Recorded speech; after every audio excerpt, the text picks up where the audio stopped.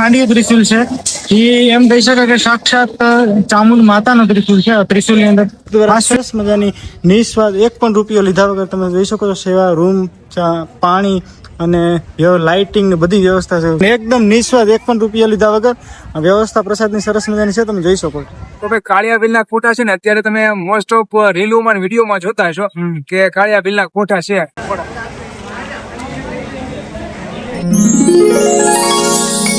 તો મિત્રો આજે એમ કહી શકાય કે સરસ મજાની પૂનમ છે, ગુરુ પૂનમ ને ગુરુ પૂનમ નું તો એમ કહેવાય કે આજે આપણે સરસ મજાના બાપા સીતારામના દર્શન કરીએ. દર્શન કર્યા બાદ આજે ઊંચા કોટડા રસ્તામાં આવે તો હાલ આપણે ઊંચા કોટડા પહોંચી ગયા છે. ઊંચા કોટડાની અંદર સરસ મજાનો નાનકડો એવો મેળો ગણાવો છે અને એમ કહી શકાય કે બહેનો, માતાઓ, સંતો, ભક્તો બધા જ એમ કહી શકાય કે માતાજીના દર્શનાર્થે આવ્યા. તો એ બધાને પણ આપણે મળીશું, માતાજીને પણ દર્શન કરીશું. ઘણા લોકો વિડીયોમાં બહુ મજા આવે છે. આપણે ફેસબુક પર જોતા હોય આપણે ફોલો કરવાનું ભૂલતા નહીં, યુટ્યુબ ઉપર જોતા હોય આપણે ચેનલ સબસ્ક્રાઈબ કરવાનું ભૂલતા નહીં. ચાલો ફટાફટ જઈએ સરસ મજાના વ્લોગની શરૂઆત કરીએ. તો હાલ મિત્રો આપણે સરસ મજાના ચામુંડમાના પરિસરમાં પહોંચી શક્યા. તમે જોઈ શકો છો આવી રીતના સરસ મજાનું ચામુંડમાનું મંદિર છે, તમે જોયું જશે. પણ આજે એમ કહી શકાય કે પૂનમ છે તો પૂનમના દિવસે ઘણા શ્રદ્ધાળુ સંતો ભક્તો તમે જોઈ શકો છો મોટી માત્રામાં માતાજીના દર્શન કરવા માટે ઉપસ્થિત થયા છે. એટલે જો ભાઈ આપણે પણ દર્શન કરવાની કોશિશ કરશું થોડી વાર. તો હાલ મિત્રો આપણે કાળિયા ભીલની દેવી માં ચામુંડાના દર્શન થયા છે. તમે જોઈ શકો છો મંદિરના મેઇન પરિસરમાં જે આવી સરસ મજાની ચામુંડમાની પ્રતિમા છે. અને તમને ઘરે બેઠા દર્શન થયા હોય તો કોમેન્ટમાં જય ઊંચા કોટડાવાળીમાં ચામુંડા લખી નાખજો. પણ આવું સરસ મજાનું ચામુંડમાનું મંદિરનું પરિસર છે, અહીંયા લોકો બેસીને આરામ કરી શકે, તમે જોઈ શકો. ને એક્ઝેક્ટ જમણા હાથ ઉપર સરસ મજાના જે કે હવન કુંડ છે, જે તે સમયે હવન હોય. અને અહીંયા તમે જોઈ શકો છો ચામુંડમાનું સરસ મજાનું સિંહ છે અને ચામુંડમાની પ્રતિમા છે. અને મિત્રો આ જે ત્રિશુલ તમે જોઈ શકો છો એ ત્રિશુલમાં મેં તમને જેમ વાત કરી કે એક ત્રિશુલ લોકવાયકા એવી છે કે મા ચામુંડનું એક ખાંડિયું ત્રિશુલ આ ત્રિશુલની અંદર સમાવેશ છે. આજ સુધી કોઈને ત્રિશુલનો એમ કહી શકે અતો મળ્યો નથી. તો ખરેખર આપણે ભાગ્યશાળી છે કે સાક્ષાત માતાજીના જે બધા ત્રિશુલ છે એના દર્શન થયા તમે જોઈ શકો સરસ મજાનું જુઓ છે.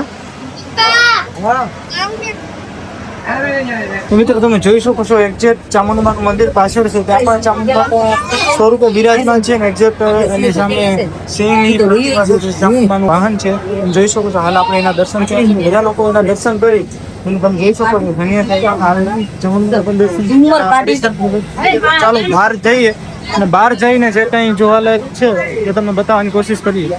મિત્રો હાલ તમે મારા બેકગ્રાઉન્ડ ની અંદર જોઈ શકો છો આપણે એક્ઝેક્ટ ચામુંડમાનું મંદિર અહીંયા છે, એની પાછળનું આ જે બેકગ્રાઉન્ડ છે જ્યાં એમ કહેવાય કે કાળિયા ભીલના કોટડા એ જગ્યા છે અત્યારે ત્યાં વંડી મારી દીધી. અને ભાઈ કેમ કે નુકસાનકાયક છે એટલે ન જઈ શકાય, પણ શ્રદ્ધાળુઓને ખરેખર એક્ઝેક્ટ તમે પાછળ જોઈ શકો દરિયા કિનારો છે અને શ્રદ્ધાળુઓને આનંદ લેવા માટે થઈ અને અહીંયા થોડી વાર માટે શ્રદ્ધાળુ ઊભી શકે, ફોટો સેલ્ફી પાડી શકે અને આ જગ્યાનો આનંદ લઈ શકે એ માટે થઈ સરસ મજાનું એક ત્રિશુલ 2 અને માં લખેલું છે એ સરસ મજાનું સુશોભન કર્યું છે અહીંયા કોટડાના પરિસરની અંદર. તમે જોઈ શકો ભાઈ આ પેલા મિત્રો આપણે આવ્યા ત્યારે ખરેખર વધારે થયું છે ને ભાઈ અહીંથી દરિયાનો પણ એકદમ સરસ નજારો આવે છે જોયો છે. ભાઈ ખરેખર અદભુત રીતે સેફટી રીતે રાખેલું છે, જેથી કોઈ બાળકો અથવા યુવાનો નાના બેન ભાઈઓ કોઈને પણ પ્રોબ્લેમ ન થાય. અને પાછળ છે દરાવનો દરિયો છે, ભેગ જેવું છે તો કોઈને પ્રોબ્લેમ ન થાય એ રીતના વ્યવસ્થિત રીતે બધું ગોઠવવામાં આવેલું છે જુઓ. અને ભાઈ ખાસ એક્ઝેક્ટ આપણે મંદિર જોયું, આ મંદિર છે, મંદિરની એક્ઝેક્ટ પાછળ તમે મારા સરસ મજાનું નાનકડું એવું પરિસર છે. અને એ પરિસરની અંદર કહી શકાય કે બધા જ સંતો ભક્તો લોકોને જોઈ શકો છો ચા પાણીની સરસ મજાની પ્રસાદીની વ્યવસ્થા અર્પણ કરી જોઈ શકો છો. અહીંયા વ્યવસ્થિત લગભગ 24 કલાક સરસ મજાના ચા પાણી લોકો પી શકે એ માટે સરસ મજાની વ્યવસ્થા રાખે છે. કેમ છે મજામાં? હાલ મિત્રો તમે મારા બેકગ્રાઉન્ડ ની અંદર જે પરિસર જોઈ શકો છો એક્ઝેક્ટ મંદિરની પાછળ સરસ મજાનું પરિસર છે, 2 માળનું તમે જોઈ શકો છો. અહીંયા કદાચ શ્રદ્ધાળુ યાત્રાઓ એટલે કે તમે અમે બધા આપણે આવ્યા હોય ને કદાચ મોડું થઈ ગયું હોય, રાત રોકાવાની થાય, નાવા ધોવાનું થાય, સુવાનું થાય તો મંદિરના ટ્રસ્ટ દ્વારા સરસ મજાની નિસ્વાદ એક પણ રૂપિયો લીધા વગર તમે જોઈ શકો છો સેવા રૂમ, પાણી અને લાઇટિંગ ને બધી વ્યવસ્થા છે. શું છે હું પણ એક રાત અહીંયા રહી ગયેલો છે એટલે કહું સરસ મજાની વ્યવસ્થા છે. આવો તો વિઝિટ ખાસ કરજો ને રોકાવાનું થાય ટેન્શન લેતા નહીં, કેમ કે ચામુંડમાનો જે આશરો હોય તો આવા સરસ મજાના આશરા તો હોય જ છે. જો સરસ મજાનો હાઈ ક્લાસ બિલ્ડિંગ પરિસર છે જુઓ. તો હાલ મિત્રો તમે મારા બેકગ્રાઉન્ડ ની અંદર જે દરિયો જોઈ શકો છો તે દરિયો છે ઊંચા કોટડાનો, કે જેમાં કાળિયો ભીલ છે જે તે સમયે માં ચામુંડાએ આપેલી પછેડી લઈ અને વાણ લૂંટવા જતો હતો. ભાઈ તમે જોઈ શકો છો આ દરિયો પણ આ દરિયાની કઈક ખાસિયત છે હું તમને એ પણ બતાવું. એ પેલા આપણે અહીંયા એક મહાદેવનું શિવલિંગ છે એના હાલ દર્શન કરી તમે જોઈ શકો છો. અને લોકવાયકા મુજબ મિત્રો એમ કહેવાય કે આ મહાદેવની શિવલિંગ છે તેની સ્થાપના પાંડવો દ્વારા કરવામાં આવી હતી એવી લોકવાયકા છે. પણ આપણી સાથે હાલ જયભાઈ છે જે અહીંના સ્થાનિક છે એની પાસે થોડીક માહિતી લઈએ.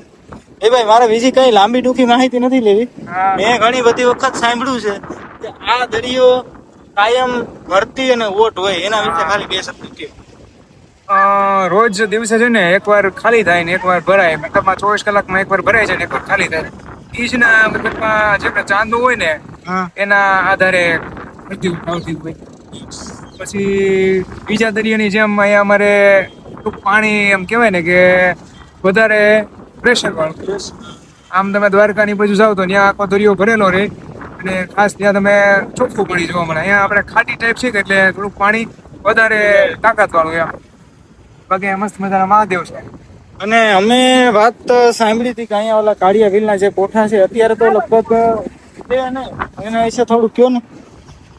તો ભાઈ કાળિયા બિલના કોઠા છે ને અત્યારે તમે મોસ્ટ ઓફ રીલોમાં વિડીયોમાં જોતા હશો કે કાળિયા બિલના કોઠા છે, પણ હાલમાં ક્યાંય કોઠા નામની વસ્તુ હયાત છે નહીં. તમે જે પણ કદાચ જોતા હોય ને એ બધું પવનથી જે ભેખડા છે ને એમાં કોતરાઈ ગયા છે અને ખાડા પડી ગયા છે.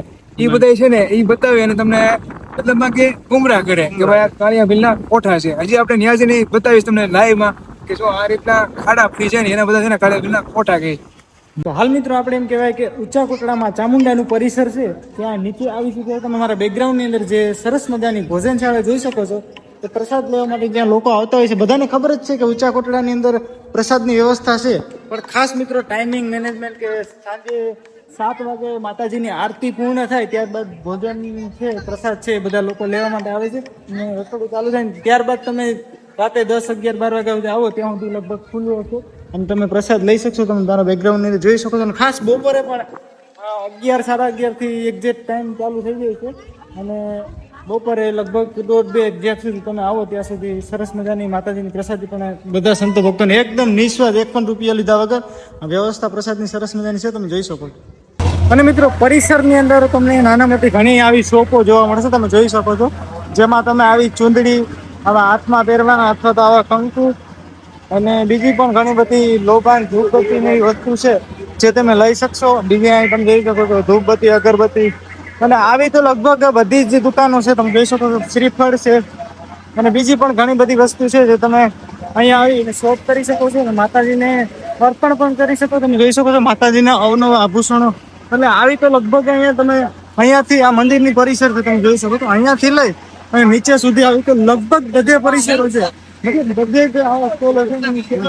તમે જોઈ શકો છો ફોટો પાડવા સ્પેશિયલ સ્ટુડિયો હોય અને ખાસ બાપા સીતારામ પણ હરેક જગ્યાએ બેઠા છે તમે જોઈ શકો છો. અહીંયા બાપા સીતારામ અહીંયા બિરાજમાન છે એના પણ આપણે હાલ દર્શન થયા છે.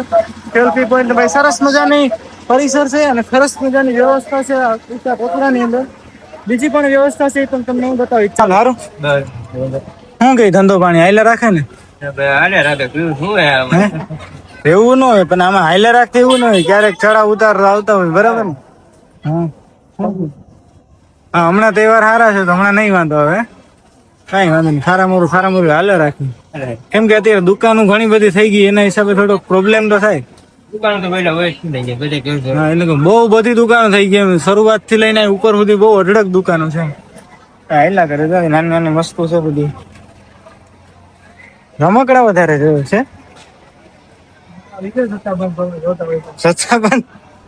એટલે ભાઈ વિડીયો જોઈને છોકરાને ઘરમાં કંકાસ ન કરાવતો. હા અમારા ગોહિલભાઈ છે આને લોકલ નથી આ સ્પેશિયલ ચામુંડમાનું મંદિર છે ને એક્ઝેક્ટ એની બાજુમાં રહીએ છે એટલે અમારે બધાને ફાયદો છે કે આવીએ ત્યારે ચા પાણી નાસ્તો રહેવા ખાવા પીવાની વ્યવસ્થા થઈ જાય. જો કે અહીંયા બધી વ્યવસ્થા છે બધું છે. આ તો ભાઈબંધ હોય તો મજા આવે.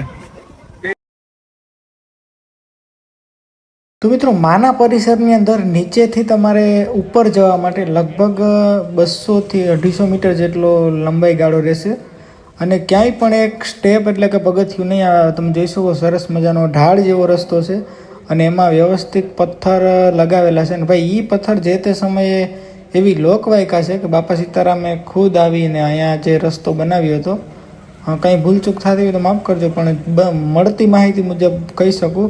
અને બંને બાજુ સરસ મજાની શોપો દુકાનો આવેલી છે અને લગભગ રોજને રોજ ઘણી મોટી માત્રામાં લોકો દર્શનાર્થે જાય છે. જુઓ